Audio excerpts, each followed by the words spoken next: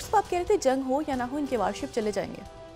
जिनकी वॉरशिप्स जो हैं वो जो हैं वो इनके चंद करीबी जिनको ये बहुत अच्छा अपना इत्तेहादी समझते हैं उनको भी पसंद नहीं है। और वो भी देखें, बाकी तो ये खुद जहीन है, खुद ये समझें ये इनका क्या है INS विक्रांत और ये सारा, तो उसकी वजह ये है कि वो चाहते हैं कि ज़रा ये ट्रेड डील फाइनल होने से पहले ज़रा एक बहुत कमज़ोर पोजीशन में आ जाएं। ट्रेड डील वगैरह जब साइन होगी तो बहुत वीक विकेट पे आ जाएं, तो उसके बाद इनके साथ ये खुद इनको पता होना चाहिए। देखें, टीवी पे बैठ के कहना कुछ और है, प्रिंट में जो बात छपी है, मैं 37 बता रहा हूँ आपको, Times of India. US back stabs India, कमर में अमेरिका ने छुरा घूम दिया। शील्ड्स पाकिस्तान, सवालिया निशान। JD Vance shock message to Modi on Pahalgam revenge, यानी करो लेकिन ऐसे करना कि खुद करके और बातचीत भी आपस में करो। हमारी तरफ से आज की शायद टीम वगैरह अनाउंस हुई है, मुझे नहीं, मैं कंफर्म नहीं, लेकिन बहरहाल कि इन्वेस्टिगेट कैसे करें। पाकिस्तान में for a very long time ये बात पाकिस्तान के लोगों में बिल्कुल ये सरायत कर गई है कि जो सियासी फ़रोही इख्तलाफात हैं वो हैं, चलते रहेंगे, सब कुछ होता रहेगा, लेकिन ये दो कौमी नज़रिया और वहाँ पर क्या हो रहा है और क्या हुआ है उसके बाद। पाकिस्तान में भी तो लोग सोए हुए थे ना, यहाँ पर भी तो इससे पहले ऐसी क़यादतें आई हैं ना जो ये टमाटर आलू प्याज की तिजारत में ज़्यादा इंटरेस्टेड थे, बजाय इसके कि आप अपनी कौम, अपना मुल्क और अपने मज़हब और हमारे मज़हब में एक बात ज़हन में रखें, हमारे जितना हमारे मज़हब में, मैं उन्हें अक़लियतें नहीं कहता, हमारे मज़हब में दूसरे मज़ाहिब का एहतराम है, शायद ही किसी मज़हब में। अच्छा, तो और उनके साथ कोई ज़्यादती होती है तो सबसे पहले पाकिस्तान में हंगामा होता है कि इनके साथ क्यों हुआ। पाकिस्तानी को यानी मुसलमान कोई हो जाता है तो इतना नहीं होता, तो आम वाक़यात होते रहते हैं, लेकिन उनके साथ कोई हो जाता है ज़्यादा मुल्क इकट्ठा होता है, क्योंकि उनके हकूक़ तहफ़्फ़ुज़ इस्लाम में बहुत इंपॉर्टेंट है। अच्छा, अब आ जाएँ कि जी तो ये टाइम्स ऑफ इंडिया कोट किया मैंने, दोबारा ज़रा दिखाएंगे। 37 कमर में छुरा घूम दिया, अमेरिका ने इंडिया के और पाकिस्तान को बचा लिया, और JD Vance, ये अखबार सही कोट कर रहा है, बाकी टीवी पे जो हो रहा है उसको आप छोड़ दें, वो सारी बातें छोड़ दें। अच्छा, दूसरे जो हैं वो ये हैं कि वहाँ पर एक बड़े ज़बरदस्त साहब हैं, ये मेजर जनरल रहे हैं ALM फजलुर रहमान इनका नाम है। ये बांग्लादेश में इस वक्त जो है ये हेड कर रहे हैं बांग्लादेश राइफल्स का जो मैसेकर हुआ था 2009 में, उसके लिए एक इंडिपेंडेंट इंक्वायरी बैठी है, और ये मोहम्मद यूनुस के बहुत करीब है, डॉक्टर मोहम्मद यूनुस के ये बहुत करीब हैं। इनका नाम है major general ALM Fazlur Rahman. इन्होंने ये बयान दिया है कि नॉर्थ ईस्ट भारत की जो रियासतें हैं उन पे फौरी तौर पे कब्जा कर लिया जाए अगर पाकिस्तान पे भारत हमला करे। वो चिकन नेक की जो बात थी ना, वो ऐसे ही फजाओं में नहीं हुई थी, हवाओं में नहीं हुई थी, ठीक है। उनका ये कहना है कि फौरी तौर पे ये जो भारत के की जो चिकन नेक है, यहाँ पे मैं कोट कर रहा हूँ Hindustan Times 42, if India attacks Pakistan Bangladesh will ... करके north east warning over Pahalgam terror attack. और इसको फिर नागालैंड पोस्ट ये कह रही है कि फॉर्मर बांग्लादेशी आर्मी ऑफिसर नहीं है भाई, वो उनके एडवाइज़र हैं, वो कह रहे हैं और occupation of in north east if India attacks Pakistan. अच्छा जी, और times of India 41 occupy north east if India attacks Pakistan, Yunus government. तो वहाँ पर भी एक जो है उनकी पॉलिसी है, लेकिन बहरहाल उनकी तरफ से ये बयान बड़ा इंपॉर्टेंट है इस वक्त। अच्छा, फिर उसके बाद जो है वो साउथ चाइना मॉर्निंग पोस्ट ने आज एक बड़ी तफसीली ख़बर उन्होंने दी है, ये 35 हम देखें, उन्होंने कहा Pakistan air force showcases advance Chinese weapons as tension escalate with India.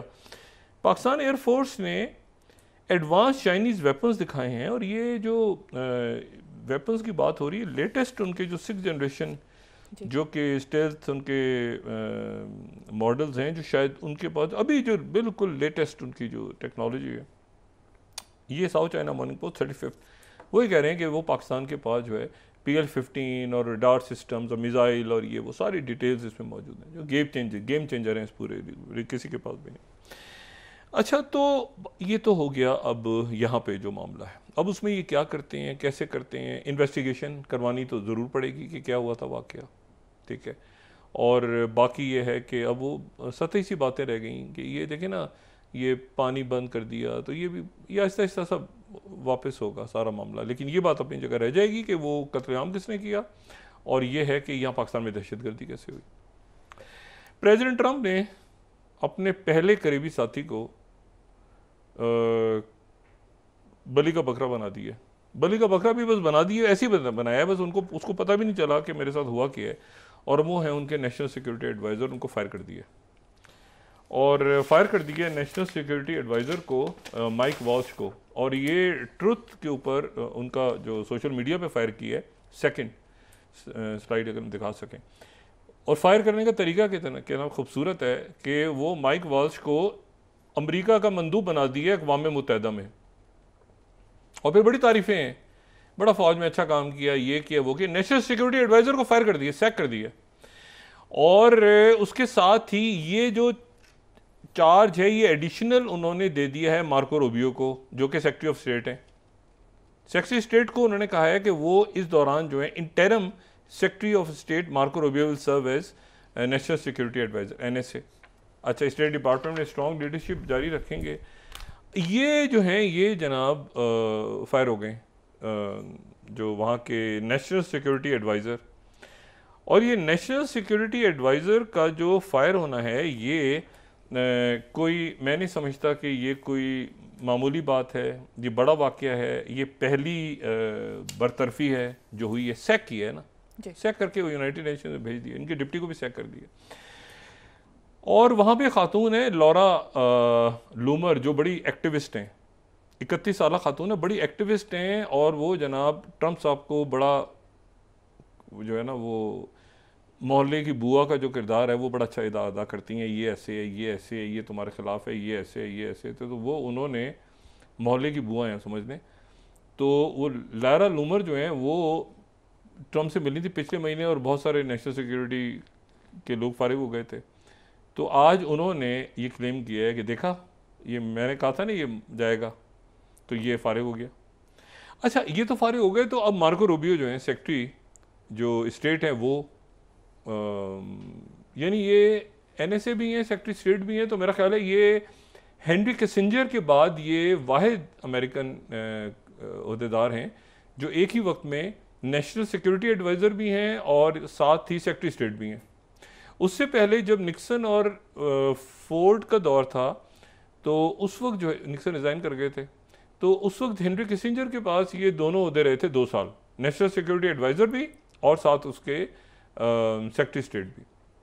उसके बाद अब इनके पास होता रहेगा। लेकिन इशू ये है कि नेशनल सिक्योरिटी एडवाइज़र कौन बनेगा। अब यहाँ 2 इश्यूज हैं, दोनों को बारी बारी डिस्कस करता हूँ। नेशनल सिक्योरिटी एडवाइज़र कौन बनेगा, तो सबसे ज़्यादा जो नाम डिस्कस हो रहा है वो डिस्कस हो रहा है स्टीव विटकॉफ। स्टीव विटकॉफ जो कि किसी तारुफ के मोहताज नहीं है, जो कि बहुत बड़ा उनका रोल है, और बराह रास्त वो प्रेसिडेंट ट्रंप को से बात करते हैं, तो प्रेसिडेंट ट्रंप के बहुत करीब रहे हैं, वो नेशनल सिक्योरिटी एडवाइज़र बन सकते हैं। लेकिन मसला ये है कि एक और शख्सियत भी बेजार है, उसको भी लगता है कि मैं भी किसी वक्त फायर होने वाला हूँ, और वो ये सेक्रेटरी स्टेट खुद है मार्को रूबियो। ये मार्को रूबियो भी मुतमईन नहीं है। ये सारे खेल से ग्लोबल जिसना चेस बोर्ड है उसमें यही नहीं, स्टीव विटकॉफ है और प्रेसिडेंट ट्रंप है। वो चाहे रशिया से बात होनी हो, चाहे ईरान से बात होनी हो, चाहे वो यूरोप से बात होनी हो, चाहे वो हमास के मामलात हों, चाहे वो कुछ भी हो, तो उसमें कहीं मार्को रूबियो नज़र आ रहे हैं? नहीं नज़र आ रहे। वो तो शरीफ आदमी, वो भी बेजार हैं कि यार मैं यहाँ क्यों बैठा हूँ मट्टी का मादू बन के।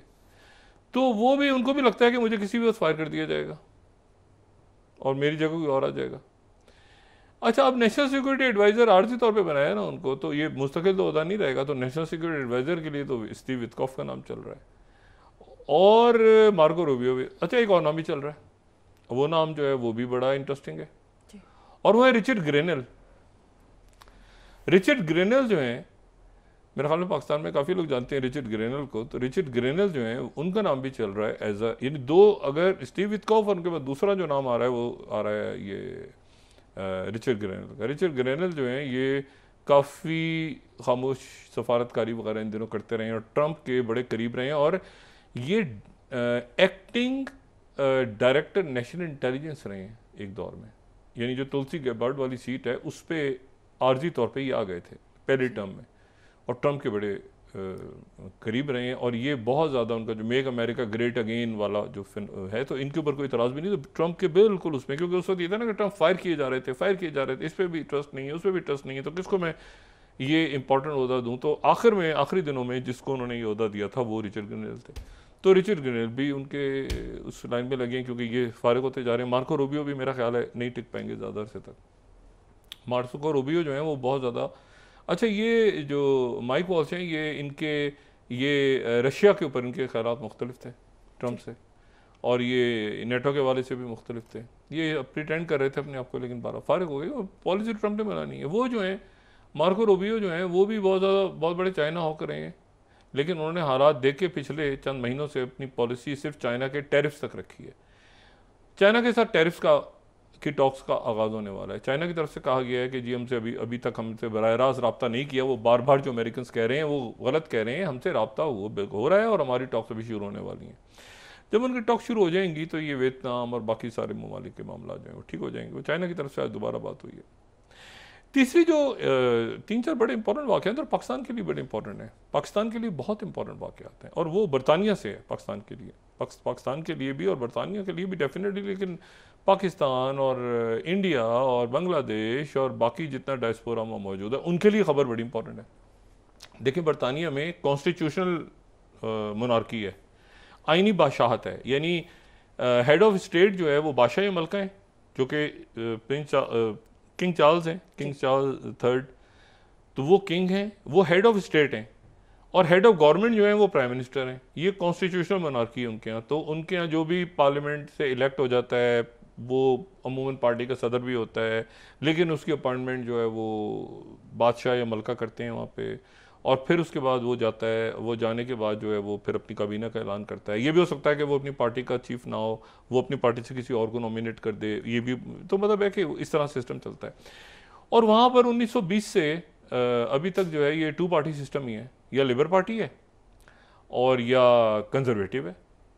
अच्छा, कंजर्वेटिव जो है जो जिनको टोरीज कहा जाता है, क्योंकि पहले टोरी पार्टी थी, टोरी पार्टी में से ही कंजर्वेटिव निकली थी, तो बहुत से लोग टोरीज ही कहते हैं हिस्टोरिकली इनको। तो अब उसमें हुआ ये है कि जो टोरीज बहुत बड़ा दौर गुजार के गए, ठीक है ना। इससे पहले मार्गरेट थैचर टोरी थी और यानी कंजर्वेटिव थी, जॉन मेजर कंजर्वेटिव थे। फिर वो उन जब गए थे तो बहुत बड़ा एक जनाब इनकलाब तस्वुर हो रहा था कि टोनी ब्लेयर आ गए, लेकिन टोनी ब्लेयर ने तो बिल्कुल ही वो तो अजीब ही मामला हुआ जब वो गए इनके साथ जॉर्ज बुश के साथ जंगों में शामिल हुए। तो Tony Blair was one of the most popular person elected at the elected time. और फिर उसके बाद इनको पूडल वूडल बना के इनका सत्यानाश इन्होंने अपना किया है, तो कोई इनको पसंद नहीं करता वहाँ पे ना दुनिया में भर में। अच्छा, और उसके बाद फिर ये हुआ कि फिर लिबर पार्टी जो है वो आई, टोनी ब्लेयर आए, गॉर्डन ब्राउन उसके बाद आए, फिर उसके बाद लाइन से टोरीज आते गए, कंजर्वेटिव पार्टी बहुत तवील अरसे तक कंजर्वेटिव पार्टी आई, और तेज़ी के साथ उनके लोग आए गए। मेरे ख्याल से तारीख में सबसे ज़्यादा तो लिज ट्रस गई हैं, शायद चंद रोज़ रही हैं बेचारी।